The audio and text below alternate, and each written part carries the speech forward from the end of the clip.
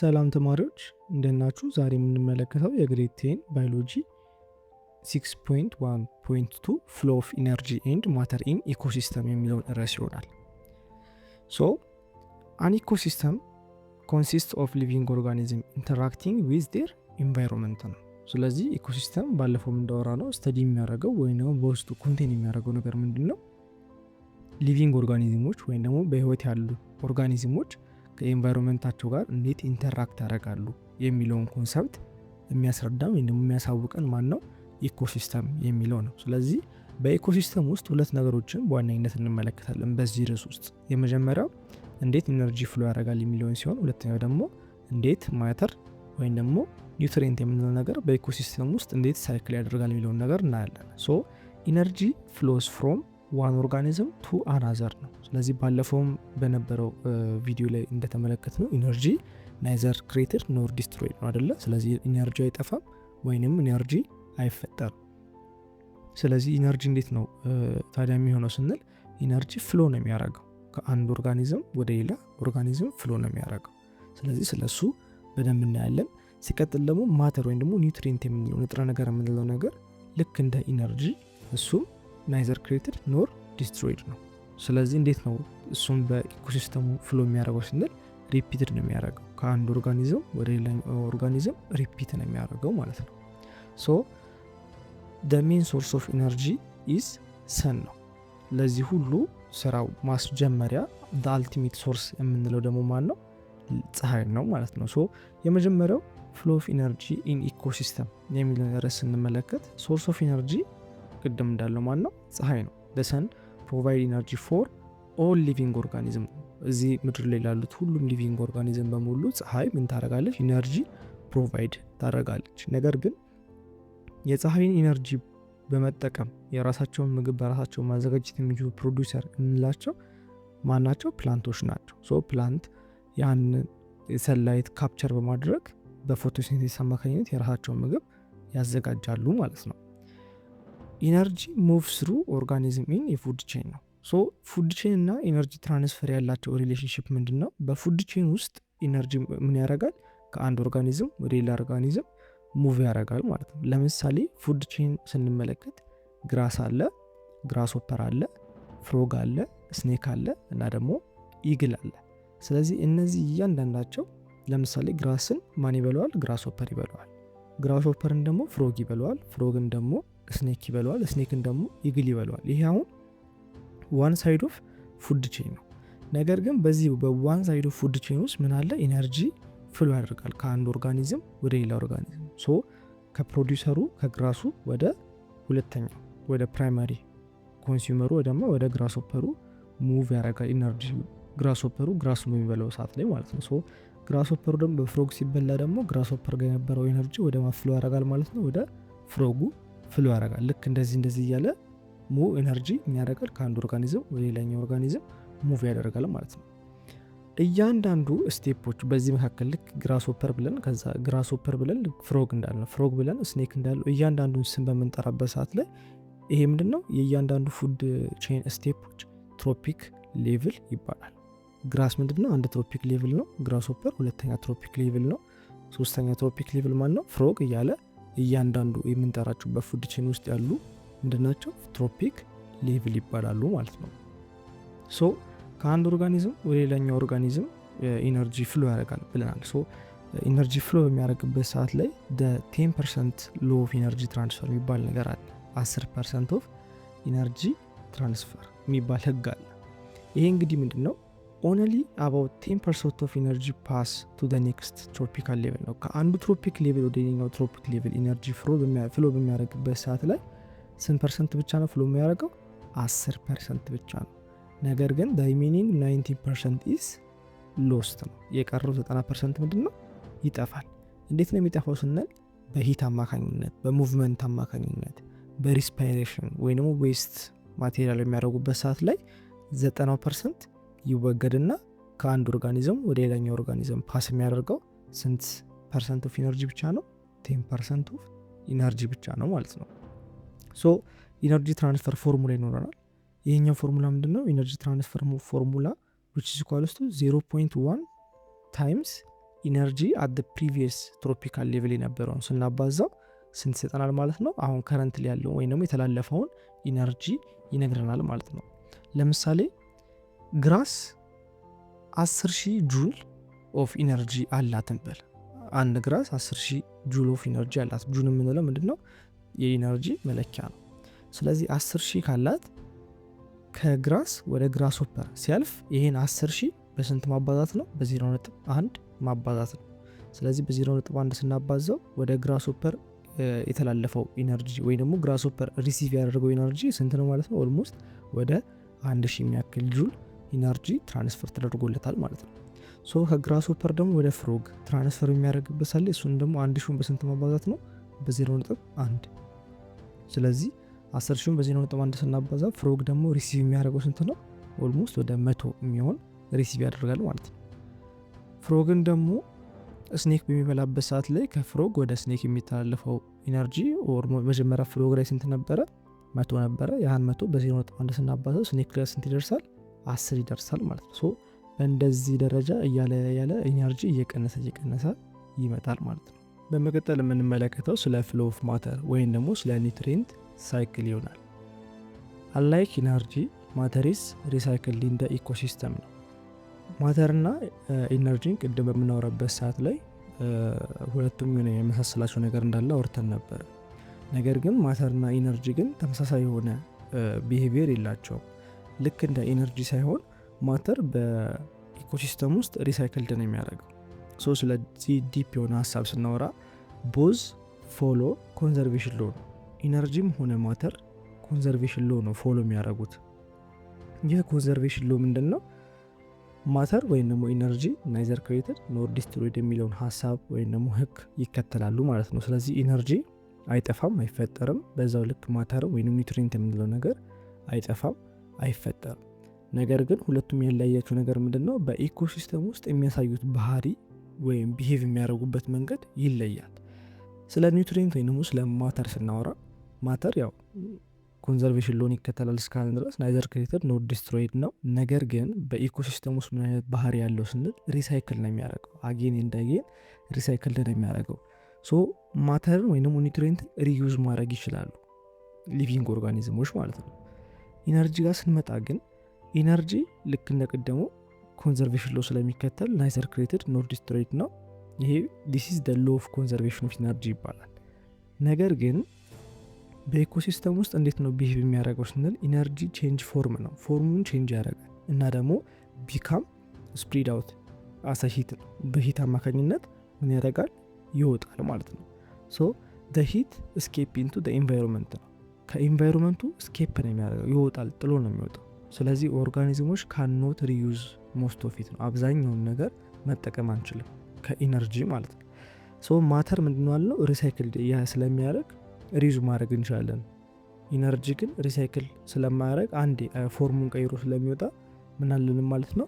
መጠቀም አንችልም፣ ሪዩዝ ማድረግ አንችልም ማለት ነው። ሶ ባዮሎጂካሊ በምናወራበት ሰዓት ላይ ኢነርጂ ፍሎ ነው የሚያደርገው። ከአንድ ወደ አንዱ ፍሎ እያደረገ ይወጣል። ማተር ግን ከአንድ ወደ አንዱ ሳይክል ነው የሚያደርገው፣ ፍሎ ሳይሆን ሳይክል ነው። ሶ ክብ ነው፣ የማተር ክብ ነው። ስለዚህ ሁሌም ይሽከረከራል። ኢነርጂ ግን ምንድነው? ቀጥታ የሚሄድ ነገር ነው ማለት ነው። ሶ ስለ ፕሮሰሱ በምናወራበት ሰዓት ላይ ፕሮሰሱ የሚጀምረው ከፕላንት ቢሆን ፕላንት አብዞርብ ያደርጋል ኒውትሪየንትን ከምን? ከሶይል ውስጥ። ስለዚህ ፕላንት ኒውትሪየንትን አብዞርብ ካደረጉ በኋላ በማን ይበላሉ? በአኒማል ይበላሉ ማለት ነው። በአኒማል ከተበሉ በኋላ ደግሞ አኒማል ምን አይነት ነገር ያጋጥመዋል? ሁለት አይነት ነገር ያጋጥመዋል። የመጀመሪያው ምንድነው? ኦርጋኒዝሙ ሊሞት ይችላል፣ ወይ አኒማሉ ሊሞት ይችላል፣ ወይም ደግሞ ፕሮዲውስ ሊያደርግ ይችላል ዌስት። ሶ ወይ አኒማሉ ከሞተ ወይ ደግሞ ፕሮዲውስ ካደረገ ዌስት በዲኮምፖዘሮች አማካኝነት ብሬክዳውን ይደረጋል ማለት ነው። ስለዚህ በዲኮምፖዘር አማካኝነት ብሬክዳውን ከተደረገ በኋላ የሞተው አካሉ ወይ ደግሞ ዌስት የተደረገው ነገር ብሬክዳውን ከተደረገ በኋላ ልክ ብሬክዳውን ሲደረግ ኒውትሪየንቱ እናገኘዋለን። ያ ኒውትሪየንት ደግሞ ወደ ምን ይመለሳል? ተመልሶ ወደ ሶይል ውስጥ ይቀላቀላል። ልክ ወደ ሶይል ውስጥ የሚቀላቀልበት ሰዓት ላይ ማን ያገኘዋል ማለት ነው? ፕላንት መልሶ ይህ ኒውትሪየንት ሪዩዝ ያደርገዋል ማለት ነው። ሶ ፕሮሰሱን ስንጀምር ፕላንት አብዞርብ ኒውትሪየንት ፍሮም ሶይል ብለን ነበር የጀመርነው። ፕሮሰሱንም ስንጨርስ ፕላንት ዩዝ ደ ኒውትሪየንት አጌን ብለን የጨረስ ነው። ሶ ይህ የሚያሳየው ምንድነው ማተር ወይም ደግሞ ኒውትሪየንት በኢኮሲስተም ውስጥ ምን አይነት ቢሄቪየር ነው ያለው ሳይክል እንደሚያደርግ ነው። ሶ ዲስ ፕሮሰስ ኢዝ ኮልድ ኒውትሪየንት ሳይክል እንለዋለን ማለት ነው። ቅድም አራተኛው ስቴጅ ላይ ስለ ዲኮምፖዘር አውርተን ነበረ። ስለዚህ ዲኮምፖዘር ምንድነው ስንል ኢት ኢዝ ባክቴሪያ ሊሆን ይችላል፣ ፈንጋይ፣ እርዝዋርም ሊሆን ይችላል። ፋንክሽናቸው ምንድነው አንድ የሞተን አካል ወይም ደግሞ ዌስት የሆነን ነገር ብሬክዳውን ማድረግ፣ መሰባበር፣ ማፈራረስ የማስራ ነው የዲኮምፖዘር ስራ ነው ማለት ነው። ሶ አንደኛ ፋንክሽናቸው ብሬክዳውን ማድረግ ሲሆን ሁለተኛ ነገር ደግሞ ሪሳይክል ያደርጋሉ፣ ኒውትሪየንቶችን ሪሳይክል ያደርጋሉ። ሶስተኛ ነገር ደግሞ ሶይል ፈርቲሊቲን ሜንቴን ያደርጋሉ ማለት ነው። ዊዛውት ዲኮምፖዘር ያለ ዲኮምፖዘር ዴድ ማቴሪያል ዊል አኩሙሌት ነው። ምንም የሞተ አካል ቢሆን አይፈራረስም ያለ ዲኮምፖዘር። ሶ ዲኮምፖዘር ኢዝ ቬሪ ኢምፖርታንት ቲንግ ኢን ዘ ኢኮሲስተም ነው ማለት ነው። በመቀጠል የምንመለከተው ደግሞ ስለ ኢኮሎጂካል ፒራሚድ ነው። ኢኮሎጂካል ምን አይነት ፒራሚዶች አሉት የሚለውን እንመለከታለን። አን ኢኮሎጂካል ፒራሚድ ሾውስ ዘ ሪሌሽንሺፕ ቢትዊን ትሮፒካል ሌቭል ነው። ስለዚህ ኢኮሎጂካል ፒራሚድ የምንለው ምንድነው የሚያሳየን በትሮፒካል ሌቭል ወይም ደግሞ ከፕሮዲውሰር ወደ ፕራይመሪ ኮንሱመር፣ ከፕራይመሪ ኮንሱመር ወደ ሰከንደሪ ኮንሱመር፣ ከሰከንደሪ ኮንሱመር ወደ ተርሸሪ ኮንሱመር። እነዚህ እያንዳንዱ የጠራናቸው ፕሮዲውሰር ያልነው አንደኛ ሌቭል ነው፣ ትሮፒካል ሌቭል ነው።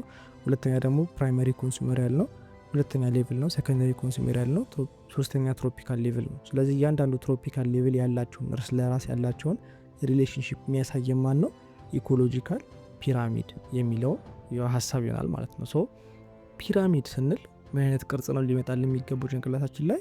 ትሪያንግል ወይ ደግሞ ሶስት ማዕዘን ነው። ሶስት ማዕዘንን ስናስብ ታቹ ጋር ምንድነው ወይም ቦተሙ በጣም ሰፋ ያለ ነው። ወደ ጫፍ ጋር ስንሄድ ደግሞ ጠበብ ያለ ነው። ወደ ቶፕ ስንሄድ ናሮ ነው፣ ወደ ቦተም ደግሞ ሰፊ ነው ማለት ነው። ሶ እሱን ሀሳብ በመያዝ የተለያዩ ታይፕስ ኦፍ ኢኮሎጂካል ፒራሚዶችን እንመለከታለን። ከታይፕስ ኦፍ ኢኮሎጂካል ፒራሚድ ላይ የመጀመሪያ የምናገኘው ማን ነው? ፒራሚድ ኦፍ ኢነርጂ የሚለው ነው። የኢነርጂ ፒራሚድ እናገኛለን። ሶ በዚህኛው በፒራሚድ ላይ የምናየው ምንድነው ሾውስ the amount of energy at each tropical level ነው። በእያንዳንዱ ትሮፒካል ሌቭል ላይ ያለውን ኢነርጂ ሌቭል የሚያሳየው ማን ነው? ፒራሚድ ኦፍ ኢነርጂ ይሆናል ማለት ነው። ሶ በዚህኛው ፒራሚድ ኦፍ ኢነርጂ ላይ ያለው ካራክተሪስቲክስ ስንመለከት ኦልዌይስ አፕራይት ነው፣ ከታች ወደ ላይ ነው ምንጊዜ። ይሄ ማለት ምንድነው ኢነርጂ ዲክሪዝ እያደረገ ነው የሚሄደው ወደ ላይ ማለት ነው። መጀመሪያ ታች ጋር የምናገኘው ማለት ነው ፕሮዲውሰር ነው። በመቀጠል የምናገኘው ፕራይመሪ ኮንሱመር ነው። ከዛ ሰከንደሪ ኮንሱመር፣ ከዛ ደግሞ ተርሸሪ ኮንሱመር ነው ማለት ነው። ሶ እያንዳንዱ ሌቭላቸው ትሮፒካል ሌቭላቸው እያደገ በመጣበት ሰዓት ላይ ፒራሚድ ኦፍ ኢነርጂ ደግሞ እየቀነሰ ይመጣል። ለምን ስንል ምክንያቱም ኢነርጂ ትራንስፈር የሚያደርግበት ሳለ ከአንድ ወደ አንዱ እየቀነሰ ስለሚመጣ 10% ብቻ ነው ትራንስፈር የሚያደርገው። ለዛ ነው ጫፍ ላይ እየጠበበ የሚመጣ ሰፊ የሚሆነው ፕሮዲውሰሮቹ ጋር ብቻ ነው ማለት ነው። ፕሮዲውሰር ምንጊዜም አምራች ስለሆነ ትልቅ ብዙ ኢነርጂ ይኖረዋል። ከሱ ቀጥሎ ፕራይመሪ ኮንሱመር ትንሽ የተወሰነ እየጠባል፣ ከዛ ለሰከንደሪ ኮንሱመር ይጠባል፣ ተርሸሪ ኮንሱመር ደግሞ በጣም ይጠባል ማለት ነው። ሶ ምንጊዜም አፕራይት ነው፣ ወደ ላይ ፒራሚድ ነው የሚሆነው ማለት ነው። ሁለተኛው ደግሞ ታይፕ ፒራሚድ ኦፍ ባዮማስ የምንለው ነው። ፒራሚድ ኦፍ ባዮማስ ደግሞ የሚያሳየ ምንድን ነው?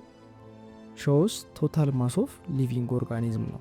ምን ያህል ክብደት አላቸው ማስ ነው የሚያሳየን። አጠቃላይ ቶታል ማስ ኦፍ ሊቪንግ ኦርጋኒዝም። አሁን ፕሮዲውሰር ስንል ምን ያህል ክብደት አላቸው ፕሮዲውሰሮቹ፣ ፕራይመሪ ኮንሱመር ስንል ምን ያህል ፕራይመሪ ኮንሱመሮቹ ምን ያህል ክብደት አላቸው የሚለውን ያሳየናል ማለት ነው።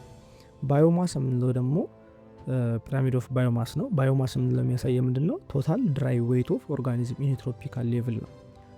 ቶታል ድራይ ዌይት የምንለው ምን ነገር ምንድን ነው? ቶታል ባዮማስ ማለት የተለያዩ ኦርጋኒዝሞች ያላቸው ሁሉም ደግሞ የራሳቸው ሆነ ዌይት አላቸው። ነገር ግን ይህ ዌይት ከውሃ ጋር ስለሚቀላቀል የተለያየ ዲፈረንስ የሆነ ዌይት ያመጣል። ነገር ግን ከውስጣችን ያለው የውሃ መጠን በሚጠፋበት ሰዓት ላይ ግን አኩሬት የሆነ ዌይታችንን ማግኘት እንችላለን ማለት ነው። አሁን ለምሳሌ አንድ ሳይንቲስት ሊመራመር ፈለገ በፉድ ቼን ላይ ማለት ነው። ሶ በፉድ ቼን ላይ የሚመራመርበት ሰዓት ላይ 3 ነገሮችን ወሰደ። 100 ግራስ፣ 10 ራቢት እና 1 ፎክስ። እነዚህን በሚወስድበት ሰዓት ላይ ሁሉም የራሱ የሆነ ክብደት ይኖረዋል። ለምሳሌ ግራስን ብንወስደው የራሱ የሆነ ክብደት አለው፣ የራሱ የሆነ የውሃ መጠን አለው። ራቢቶቹን ብንወስዳቸው ወይም ጥንቸሎቹን በምንወስድበት ሰዓት ላይ የራሳቸው የሆነ ዌይት አላቸው። ፎክሱም የራሱ የሆነ ዌይት አለው። ይህ የሚያሳየን አሁን ለምሳሌ ሀባብን ብንመለከትና ደረቅ እንጨትን በምንመለከትበት ሳለ ሀባብ ስናየው ኤሎር ኦፍ ዋተር አለው አይደል በውስጡ። ደረቅ እንጨት ሲሆን ደግሞ የተወሰነ ውሃ ነው በውስጡ የሚኖረው። ስለዚህ ልክ እንደ የውሃ መጠናችን በውስጣችን እንደሚኖረው የውሃ መጠን የሁላችንም ጋር የተለያየ ክብደት ይፈጠራል። በዚህ ሰዓት ላይ ደግሞ ለምርምር ስለማይመች በውስጣችን ያለው የውሃ መጠን መውጣት አለበት። ይህ ምን ይባላል? ድራይ ዌይት ይባላል ማለት ነው። ስለዚህ አፍተር ድራይ ካረገ ወይም ደግሞ በውስጣችን ያለው የውሃ መጠን ከወጣ በኋላ ነው የምንመዘነው ማለት ነው። ስለዚህ በውስጣችን ያለውን ውሃ ካወጣ በኋላ ግራሱ 1000 ኪሎ ግራም ይሆናል። ራቢቷ ደግሞ 100 ኪሎ ግራም ይሆናሉ። ፎክሱ ደግሞ 10 ግራም ይሆናል። ስለዚህ ይሄ 1000 ግራም 100 ግራም 10 ግራም ያለው ምንድን ነው? ባዮማስ ይሆናል ማለት ነው። ስለዚህ በውስጣቸው ያለው ውሃ ከወጣ በኋላ ተመዝኖ የሚመጣው ክብደት ምን ይባላል? ባዮ ማስ ይባላል ማለት ነው። ስለዚህ ድራይ ዌይቱ በሚመዘንበት ሳለ የሚመጣው ክብደት ባዮማስ ይባላል።